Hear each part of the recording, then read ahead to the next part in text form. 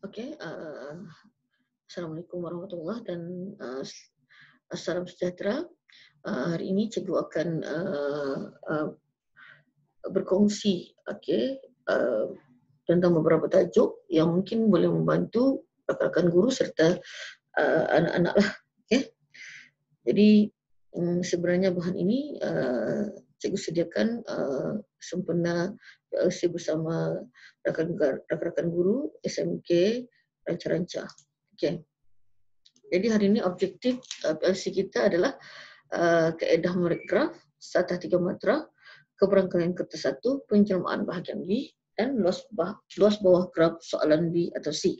Jadi kriteria kejayaan yang seharusnya dicapai pada hari ini adalah rakan guru berjaya menggunakan kaedah baru memorik graf, mengenal pasti sudut dan mengira sudut, menggunakan kaedah petak 11 untuk menyelesaikan soalan keberangkalian, menggunakan kaedah melihat untuk menyelesaikan soalan penjelmaan bahagian B dan mengira luas bawah graf soalan B ataupun C. Okey, baiklah, mari kita tengok terus kepada memorik graf.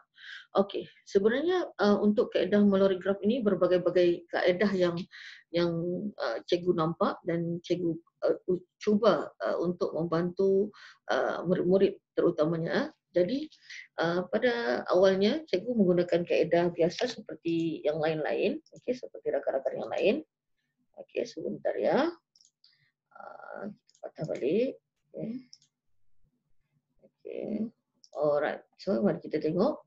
Okey, selalunya kebiasaannya kita akan terus melorek. Okey, contohnya begini ya.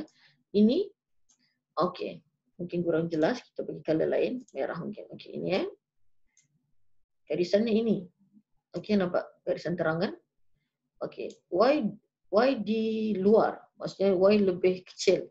Bermaksud kita pun melorek begitu. Kebiasaannya kan. Okey, kemudian kita tengok, kita tukar color untuk memudahkan. Yang ini, garisannya ini pun garisan terang kerana bibirnya tebal. Dan Y itu berada di dalam atau lebih besar, maksudnya lorekannya ke atas. Ini kebiasaan yang kita buat. Ada juga lagi cara-cara lain mengenakan nombor dan sebagainya yang cikgu lihat. Okey.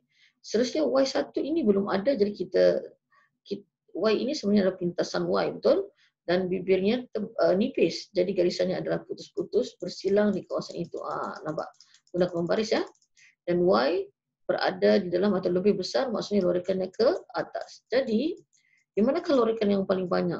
Ini yang biasa digunakan. Okey, jadi sekarang setelah bertahun-tahun cikgu mengajar, jadi cikgu nampak mungkin ada lagi kaedah yang lebih memudahkan murid-murid terutamanya ya, sebab yang mungkin berserabut kan menengok terlalu banyak lorekan. Okey, jadi sekarang mari kita tengok. Okey, keadaan yang pertama. Okey, yang ini. Okey, sama cikgu garis dulu untuk kamu jelas. Jadi cikgu buat simbol bulat, bulat, bulat, bulat. Maksudnya sepanjang tu bulat-bulat. Okey. Kemudian mungkin kita boleh nipiskan tulisan tu supaya lebih lebih jelas. Okey, sekarang warna merah ini ya. Ini garisannya. Pun di dalam, maksudnya Y lebih besar. So, kita akan right di atasnya. Okey. Dan akhirnya, okey, cikgu bagi color lain.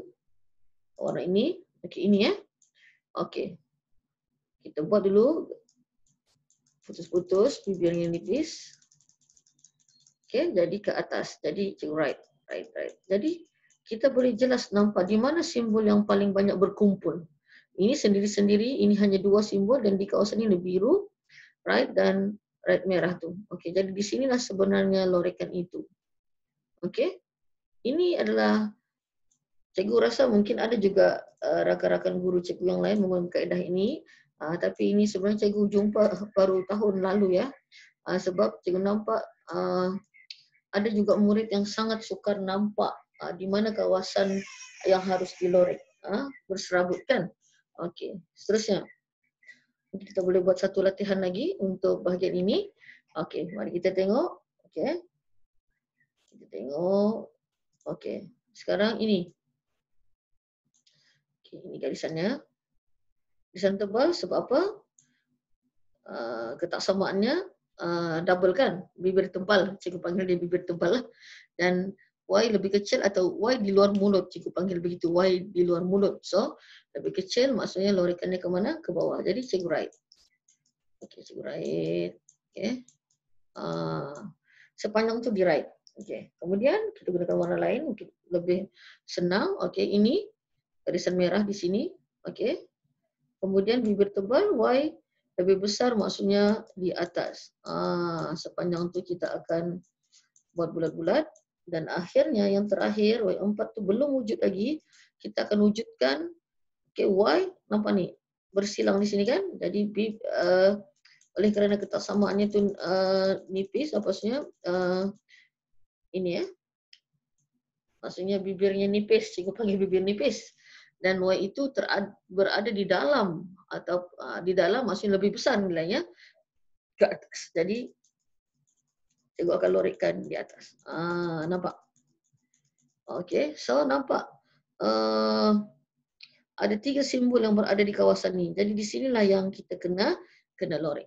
Okey, itu adalah maksudnya kaedah yang cikgu rasakan paling mudah untuk difahami. Okay, kaedah yang paling mudah untuk difahami. Buat setakat inilah, mungkin ada rakan-rakan lain yang lebih kaedah yang lebih mudah berbanding yang cikgu tunjukkan ini. Okay. Okey, seterusnya kita tengok untuk bahagian ini. Okey, bahagian ini adalah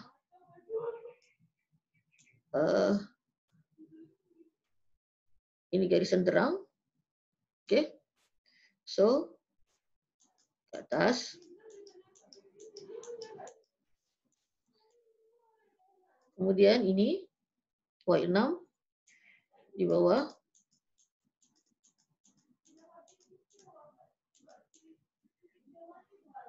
Dan akhir sekali adalah garisan putus kerana bibirnya nipis. Ini kan di luar ataupun lebih kecil.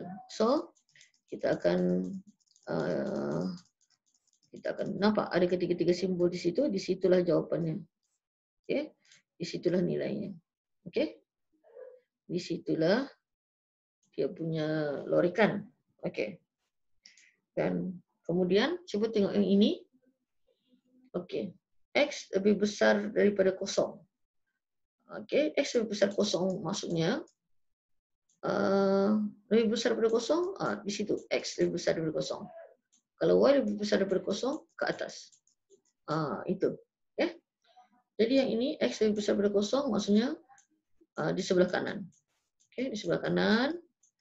Okay, sebelah kanan. Kemudian bibir nipis, nampak ni putus-putus, bibir nipis pun di dalam lebih besar, so lebih besar. Dan akhirnya yang ini Y lebih kecil, garisan ini bibir tebal, garisan tebal ni di sinilah. Okey, lebih kecil di bawah kan.